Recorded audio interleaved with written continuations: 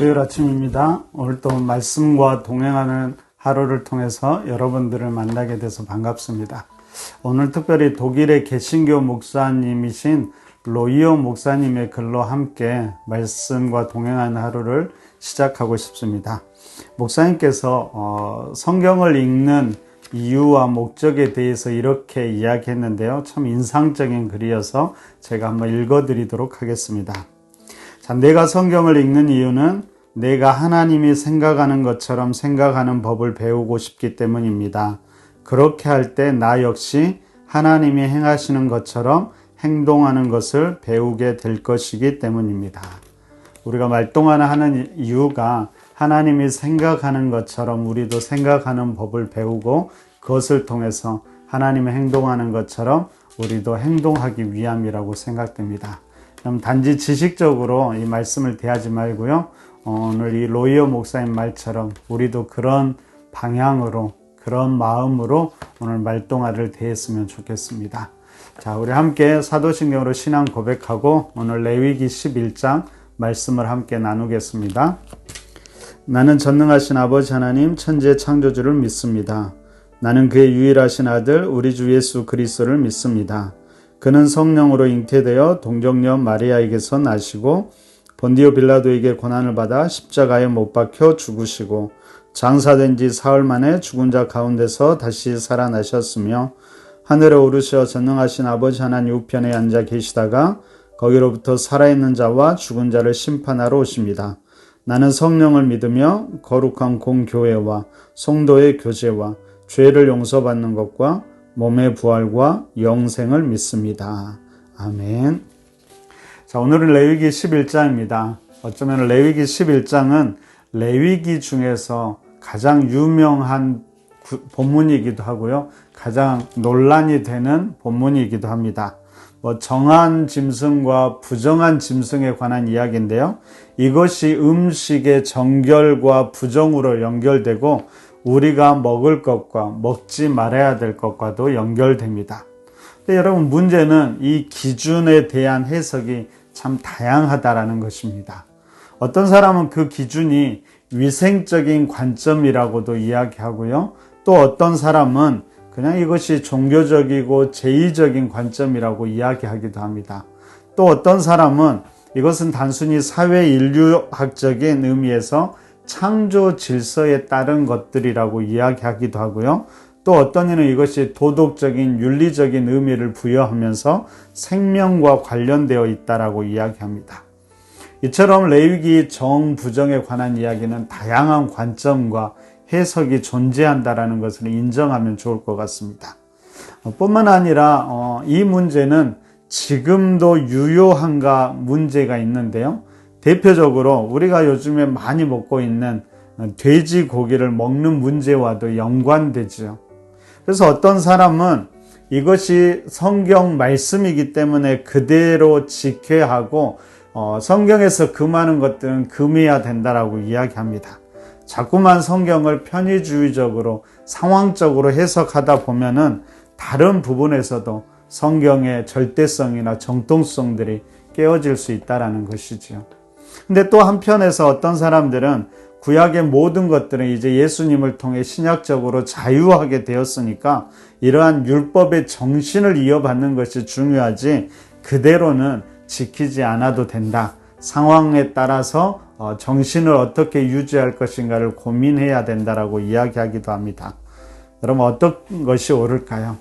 여러분들은 이 레위기 11장을 어떻게 이해하고 받아들이십니까?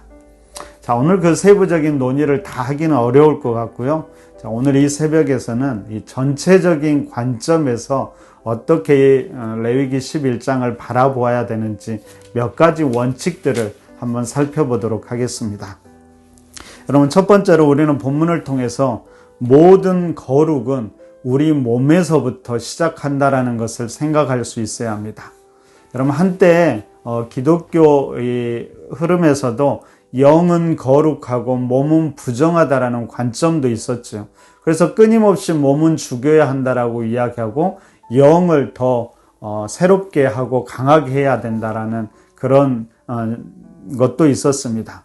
근데 요즘에 그렇지는 않죠. 여러분, 모든 것은 오히려 몸의 거룩함부터 시작한다라는 것을 우리가 잊지 말아야 합니다.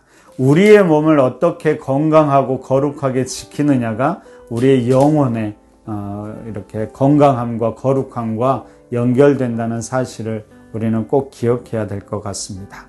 그렇기 때문에 두 번째로는 우리의 몸, 우리의 일상의 삶 자체가 구별된 삶이 필요하다는 것을 또한 우리는 기억해야 합니다. 여러분, 이 구별된 삶이라는 것은 특별히 어떤 종교적인 삶만을 말하는 것이 아니라 일상의 삶에서부터 우리가 구별된 삶이 이루어져야 한다는 것이죠. 어쩌면 레위기 11장에서 말하듯이 가장 평범한 먹는 것에서부터 우리는 무엇인가는 다른 모습을 보여줄 수 있어야 한다는 것입니다. 물론 이 구별된 삶이 여러분 분리된다라는 것은 아닙니다. 단지 구별된 자로서 어떻게 다른 모습을 보일 수 있을 것인가가 중요하다라는 것이죠. 여러분, 하나님을 믿는 사람들, 그리스도인들은 세상 사람들과 무엇인가는 달라야 되는데 무엇인가 다르다라는 것은 함께하는 가운데 이루어지는 것이죠. 그 가운데 어떤 궁금증을 던져줄 수 있어야 합니다. 그리고 우리가 왜 사는지, 우리가 추구하는 것이 무엇인지를 보여줄 수 있어야 한다는 것입니다. 여러분, 세 번째로 우리는 본문을 통해서 우리의 마음과 내용뿐만 아니라 형식도 중요하다라는 사실을 기억했으면 좋겠습니다. 내 중심만, 내 마음만 괜찮으면 다 괜찮아. 무엇을 해도 괜찮아. 여러분, 그렇게 말하기도 하지만은 그렇지가 않다라는 것이죠. 여러분, 때때로 외적인 정결, 형식도 중요하다라는 것을 잊지 말아야 할 것입니다. 그럼 네 번째로는 여러분, 정하냐 부정하냐를 논하기 전에 하나님과의 관계가 중요하다라는 사실을 잊지 않았으면 좋겠습니다. 여러분, 레위기의 목적은 정하냐 부정하냐를 정리하는 것이 목적이 아닙니다. 아니, 이 모든 것을 통해서 우리를 거룩하게 하기 위한 하나님의 뜻이고요. 그 모든 목적은 하나님과의 계속적인 관계를 유지하기 위함입니다. 그래서 거룩함이 중요한 이유는 하나님이 거룩하고 하나님과 교제하기 위해서 거룩해야 한다라는 것이죠. 단지 거룩하기만 하고 하나님과 교제가 없다라면 그것도 여러분 그렇게 중요한 것은 아닐 것입니다. 오늘 본문 44절, 45절을 다시 한번 보십시오. 제가 읽어드리겠습니다. 나는 여호와 너희의 하나님이라. 내가 거룩하니 너희도 몸을 구별하여 거룩하게 하고 땅에 기는 길짐승으로 말미암아 스스로 더럽히지 말라. 나는 너희의 하나님이 되려고 너희를 애굽 땅에서 인도하여 낸 여호와라. 내가 거룩하니 너희도 거룩할지어다. 내가 거룩하니 너희도 거룩한 이유는 내가 너희의 하나님이 되기 때문입니다. 그리고 너희는 나의 백성이 된다라는 것이죠. 이 관계를 소중히 여길 줄 알아야 한다라는 것입니다. 여러분, 거룩 자체가 아니라 하나님과의 관계가 목적이 되어야 합니다. 그래서 오늘 하루 여러분 살아가면서 거룩함을 추구하시되 더 중요한 하나님과의 관계를 아름답게 만들어 가시기를 부탁드립니다. 자, 다섯 번째로 여러분, 이 세상에는 정한 것만 존재하는 것은 아니라는 사실을 기억하십시오. 여러분, 부정한 것도 반드시 존재해야만 합니다. 근데 여러분, 부정하다라고 해서 그것이 악은 아닙니다. 부정한 것과 악한 것은 다르지요. 여러분, 하나님께서 노아의 홍수 때 노아에게 방주를 만들고 모든 짐승들을 방주로 들어오게 했는데 정한 짐승만을 원하지는 않았습니다. 그럼 부정한 짐승도 방주에 태우게 되죠. 그 이유는 이 땅을 살아갈 때는 모든 존재들이 필요하다라는 것입니다. 심지어 부정한 존재도 반드시 어떠한 목적과 뜻을 위해서 필요하다라는 것을 잊지 않았으면 좋겠습니다. 그러니까 나는 정하고 너는 부정하다라고 말하면서 서로를 배척하는 것은 올바른 태도가 아닙니다. 물론 부정한 것들로부터 우리가 구별되어야 될 필요가 있죠.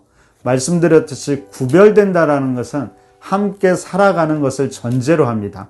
함께 살아가되 그 안에서 거룩한 모습을 보일 수 있어야 한다는 것입니다. 여러분, 그렇기 때문에 우리가 세상을 살아갈 때 참 중요한 것은 모든 이들과 화평하게 지내는 것입니다. 그리고 그 안에서 거룩함을 유지해 가는 방법들을 고민하고 기도하셔야 할 것입니다. 자, 6번째로, 그럼 부정한 것과 정한 것은 어떤 면에서 고정된 것이 아니라는 사실을 우리는 꼭 기억해야 합니다. 그럼 정한 것도 부정하게 될 수도 있고요, 부정한 것도 정하게 될 수가 있습니다. 그렇기 때문에 우리는 어떤 부정한 것을 끝까지 부정하다고 매도할 수는 없습니다. 대신 우리는 그 부정한 것들을 정한 것으로 만들기 위해서 최선을 다해야 될 책임도 있다라는 것이죠. 동시에 우리의 정함을 잃지 않도록 우리 자신을 긴장하면서 지켜나가는 것도 필요하다라는 것을 꼭 기억했으면 좋겠습니다. 여러분, 믿음의 관점에서 부정한 것이 그러면 거룩해진다라는 것은 무슨 말일까요? 그것은 바로 세상 사람들이 하나님의 사람이 되는 것을 말하겠지요.